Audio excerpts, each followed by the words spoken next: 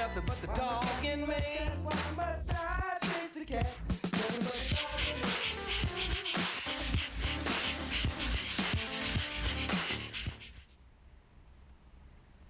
Good evening and welcome to Pound Posse Presents. It's nothing like seeing your intro on and just jawing away telling a story to your friend and not even realizing you're almost on the air. But for I have no problem with that. I posted on Facebook a little while ago, you know, these have become my favorite pants by default, and you know, sooner or later it's time to say goodbye to pants for one reason or another, and I have, you know, one of those evil threadbare spots on the inner thigh, because face it, I'm a woman and, you know, my thighs rub together. But you know, you get to that point where it defies good taste to continue, because incidents will happen and skin will pop through. So Zach is cracking up as I'm sitting there in my computer room at my computer trying to put together the show. I'm eating a waffle, and, you know, one thing leads to another, and a whole entire waffle decides to fall face down, butter side first, into my lap. You know, butter, waffle, you know, what do? I don't know what to do. But Zach is dying in there. And I'm just sitting there stunned because, like, now what do? I can't even wear my pants for the last time, but I think I did a good enough job with a little dish soap and a towel, and, you know, it's the last time I'm wearing them. You don't even see the stain. So this is what I was distracted about before airtime, and Zach is in there laughing. I know he's enjoying it thoroughly. You know, things happen, life goes on, and I almost missed my own intro because I was telling Speedo this story.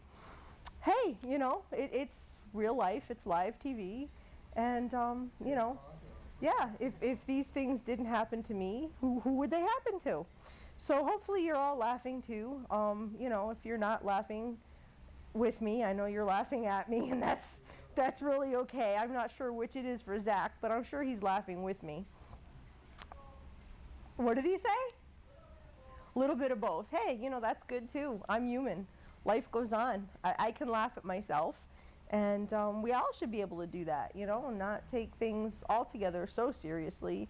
Although in that moment where it was butter in one hand and waffle in the other, I was just not probably... Orange juice. Yeah, no orange juice, thanks. All right, so back to real life here. We're on the air and shouldn't be talking about these things, but hey, whatever. It's my airtime, right? City of Hartford Animal Shelter. As we know, these dogs have more of a defined period of time at the shelter. From time to time, these animals do get extensions, and I'd like to talk about a couple who are in that position. And if you're a follower of City of Hartford Animal Shelter's Facebook page, and there are so many of us that do follow the page, their name has changed. It's not City of Hartford Animal Shelter anymore. It's Hartford Animal Shelter partnered with Hartford Police Department. So if you're going to try to look up any of their dogs, if you're going to go to their page, City of Hartford Animal Shelter is not going to come up on Facebook like it used to. It's Hartford Animal Shelter partnered with Hartford Police Department. You know, if you just type in that Hartford Animal Shelter, that'll bring you up to the page to click on. But they've had some things going on there, so that's why that had to change. So I would like to let you know that the two dogs that I'm going to show you, like I said, were extended, but Monday's it, folks. So you really, there's not a lot of time, you know, it's past business hours on a Saturday. Don't think you're going to get anywhere on Sunday, but Monday has got to be it for these dogs. So if there's anything at all you can do to help, please, you'd be saving a life, because they don't have past Monday. So the first dog, Zach, is Hollister, and he is a beauty. I love to watch these dogs playing with toys, and you know, look at how he's just so happy. His eyes are closed. Little girl's petting him. He just looks so content with the eyes closed. You know, it seems to be contentment. So you can keep scrolling through him, Zach. Hollister is clearly a male pit mix. He's about 2 years old. He's 55 to 60 pounds. He is beautiful to look at with a beautiful personality to match his good looks. There's his poster. His eyes are the color of gold. His tail is always wagging. He's well-mannered, and he loves other dogs. What more could you ask for? This guy just seems like a gem. He looks really amazing to me. He looks like he would be your best friend, and no two ways about it, no questions asked. Looks like he would ease into almost any situation. That he loves other dogs is a real plus. A dog with a great personality like that, and good looks too. I mean, really, what more could you ask for? So unfortunately, yes, his last day is Monday. So please, if you can do anything to help him, if you can foster him, if you can adopt him, there's the email right up on that poster, ctshelterdogs@gmail.com.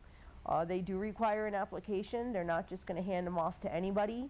Can't fault them for that at all. I mean, that's a good practice, because you need to know that these dogs are going to a good home. I give Hartford 1,000% of kudos and my support, because they do the right thing in every situation. And Sherry is a gem as well.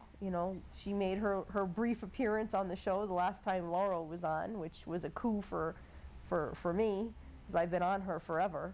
But always give props to Sherry, because she pours her heart and soul into these dogs.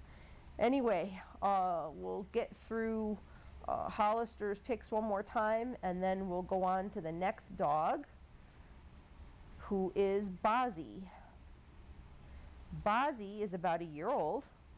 He's 65 pounds. He loves kids and cookies. So there you go, right there in that picture says it all. Two of his favorite things, kids and cookies. They're not sure which one he likes more. He's goofy, he's fun. He likes rolling in the grass and belly rubs. He's affectionate. He seems okay with other dogs. He's met some before, and they said he seems fine with the dogs that he's met. He's very strong, so you have to keep that in mind. When you adopt a dog, you don't want to be unprepared or overwhelmed, or, sometimes when you have smaller kids, a strong dog is going to knock them over. So these are the reasons why you would even mention that.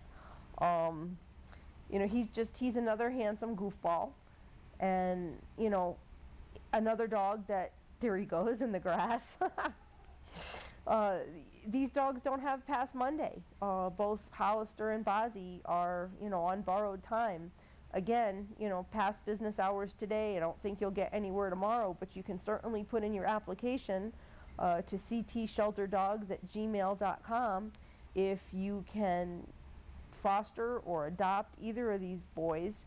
You'd definitely be saving a life, because they really don't have past Monday. And I don't know what time Monday, if it's the close of business, but if you're interested, you really would want to get your applications in the morning, if not between now and the morning, so that when the shelter staff gets in, they can look them over and do whatever has to be done to check over the applications and make a decision. But they are on borrowed time. They really only had until earlier this past week, and they've been very graciously given an extension. But once it's over, folks, and these two dogs will lose their lives on Monday if no one steps up to help them. Both dogs do have videos up on the Hartford Animal Shelter Facebook page, so you can see them in action and maybe help you fall in love a little bit. Pictures are great. Videos do make a different presentation. You get to see more of the personality of the dogs rather than just in the still pictures. But I think they do a good job of the descriptions that they give. As I said, Sherry pours her heart and soul into these dogs, so she gets to know them in as much as she can in the little bit of time that she can. So you can definitely count on what they're telling you. It's only once in a while that something unexpected happens, but yeah, these dogs only have until Monday. So for an application, once again, email ctshelterdogs@gmail.com. And if you want to run through both sets of pictures one more time, Zach, then I'll take the camera back. I just love that dog. You know, never in the interest of playing favorites, but I like this guy. I like them both, but, you know. Huh? Oh, yeah, definitely. You know, dogs, Speedo's asking me, you know, how they would be like as a running partner. You know, a lot of dogs do really well as a running partner. They love the exercise. You know, they need the exercise, and a well-exercised dog is usually a well-behaved dog, you know, because they don't have any pent-up energy, and they don't have to channel it in other ways. Sometimes a dog that's not exercised to its fullest can get destructive because it's bored. You know, it has nothing else, no other channel for its energy, so it starts doing, for lack of a better way to put it, stupid things around the house because it needs something. You know, dogs need a job, and a lot of these dogs have, you know, requirements for energy and exercise, and sure, they leash them up, let them go, you know, with you running, they'd be great. You just have to, you know, there's a whole other dynamic to it, because in the heat, you got to be careful they don't get tired out. In the pavement, if it's too hot, you don't want to burn their feet. But, you know, there's like little booties you can put on them, you know, and there's things you'd have to bring water for the dog as well. You know when the dog was getting tired, you maybe wouldn't want to do like the 10 miles that you do with a dog, you know, unless it was very much in shape and you were very prepared for it. But, you know, you get halfway through a 10-mile run and the dog's tired out, what are you going to do? You know, I mean, so you might want to, in Speedo's case, you know, he does this long distance running, do the shorter distance with him, you know, run a mile with him. And you know, you'd have to work them up into that level of fitness because you really couldn't just probably take them out of the box and, you know, run with them for long distances. But it certainly would be something that you could train together, you know. So a very good question for any of you athletic types out there. But there does have to be that forethought and that attention paid to what the animal's needs are, you know. So good question from the sidelines. I like when that happens. All right, so the next thing I want to talk about, a few weeks ago we had Amy Harrell here from Connecticut Votes for Animals, and you know, we talked about a few big topics here in Connecticut, and the legislative session ended Wednesday. There's good news for pet owners in that there will be no tax on veterinary bills, and that's huge. You know, that would have been a horrible way for the state to try to make some money on the backs of people who are trying to do their best for their animals. And, you know, we talked about that, independent rescuers, people who are struggling now to pay their vet bills, to have the extra tacked onto it just would be so prohibitive. It would really have hurt the common person. You know, if you were a nonprofit, it certainly wouldn't have affected you because then you're tax-free. But for the average person, it would have hit home. So that was not put into effect. So we can absolutely be thankful for that. But the bad news is that the bill to restrict ivory sales did not pass. So, you know, I guess it was a question of needing more support from voters, more people to make phone calls, more people to send emails, and more people to write letters. So hopefully that will come up again, and we can do more as a state, as the citizenry, to have that pass, because there's no need for ivory. What is it? The elephant is the only one that needs the ivory, and the rhino is the only one that needs its horn. I guess the antique dealers, as Amy did mention, really fought it, and we kind of failed by not supporting it hard enough. The other thing that did not pass, and this is huge and this will hurt, is the bill to prohibit breed discrimination by insurance companies. Once again, that's going to hurt in the long run for people who want to adopt the bully breeds and all of the other breeds that were included on the list of animals that are discriminated against. Going to have more support if that comes up again. On the bright side, something I really didn't even think I knew that was out there, the Beagle Freedom Bill was passed, requiring public research labs to release dogs and cats for adoption when they are no longer needed for research. Now, while that's huge, how about just stop using animals at all for research? I have such a problem with that. I see pictures and it's torture is what it is. I mean, there's no other word for it. Usually these animals live a miserable life and then they're usually just put down. So at least these poor animals will have a chance at a better life at some point, but they're going to suffer miserably until that point comes.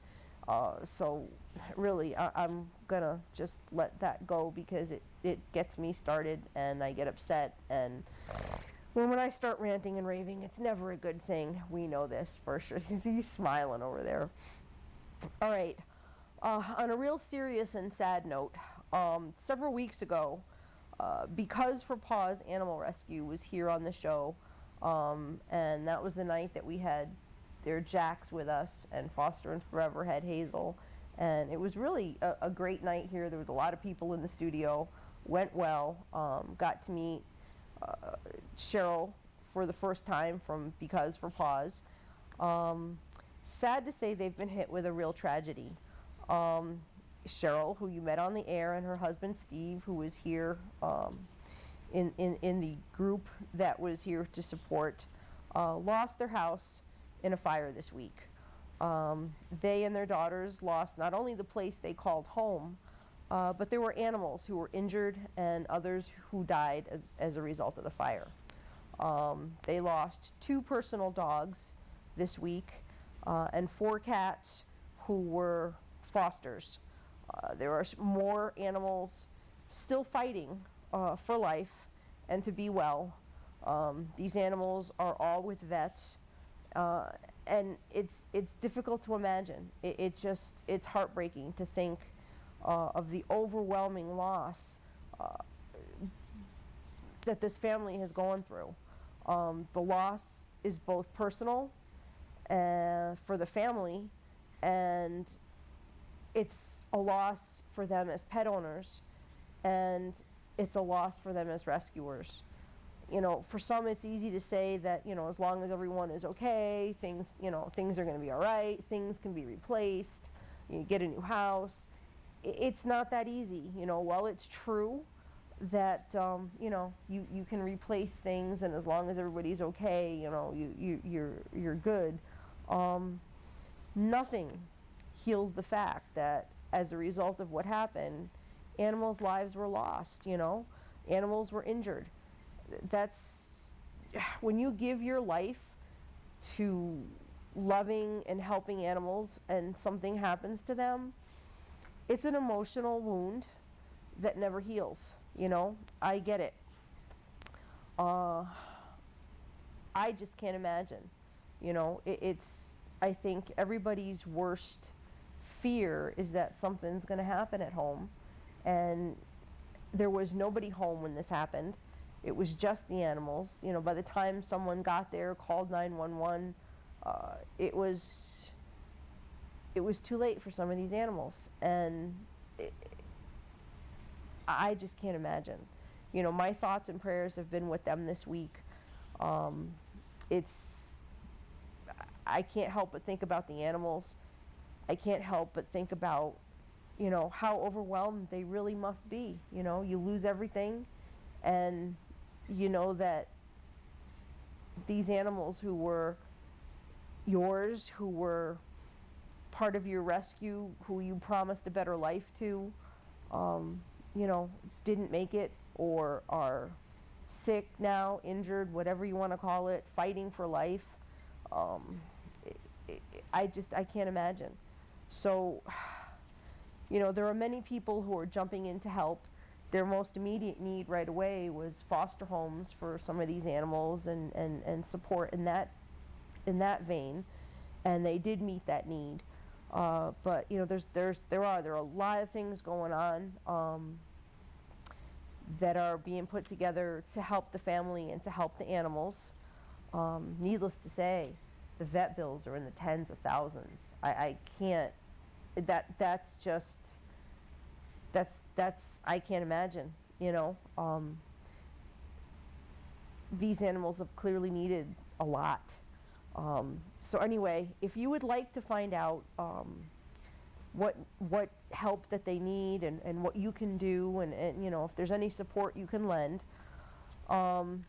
visit the Because for Paws Facebook page, or you can check the links out on the Pound Posse Presents page, because there's several things going on, and I did put several of the links up. Because for Paws is the word because, the number 4, and pause. So, if nothing else, if you can spare a prayer for the family, for Cheryl and Steve Podima and their 2 daughters, for the animals that were lost. Like I said, some were their personal animals, some were fosters. For the animals that were injured, again, I believe some were fosters and some were their own. Just a terrible situation.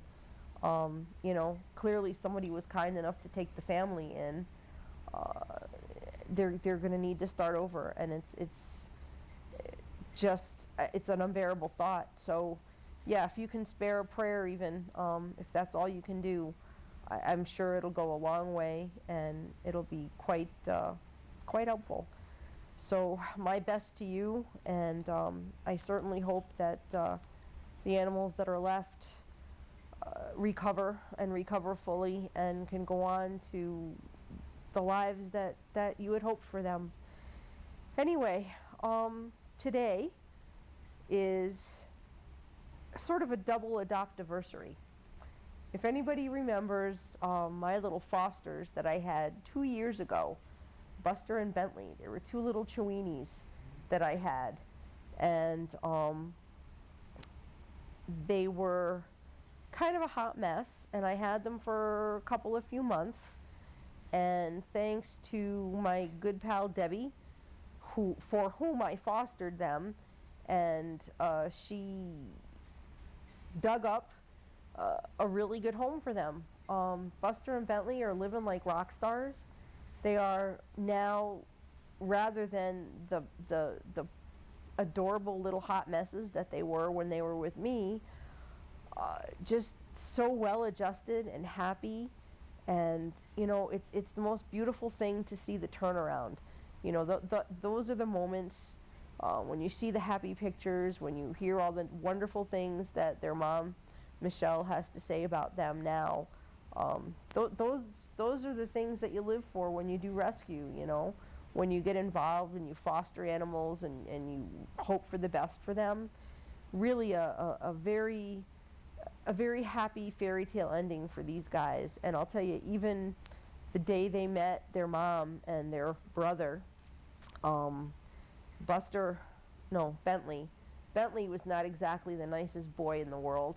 And it didn't daunt their mom at all. It didn't daunt their brother at all. So, kudos to the Hamilton family for stepping up and seeing that there were really 2 very good dogs hiding in there and working with them to bring them to their best potential. 2 years later, like I said, they're living like rock stars. And it's also, I guess, you want to say, an adoptiversary for little Bella, who has been with me for these last 2 years. I was on the way home with Debbie from Massachusetts and dropping Buster and Bentley off, and there was this Amanda Serrato tagged me in a post about a dog who needed a place to go asapatorally, and she was in Waterbury. had been in 5 homes in less than 2 years.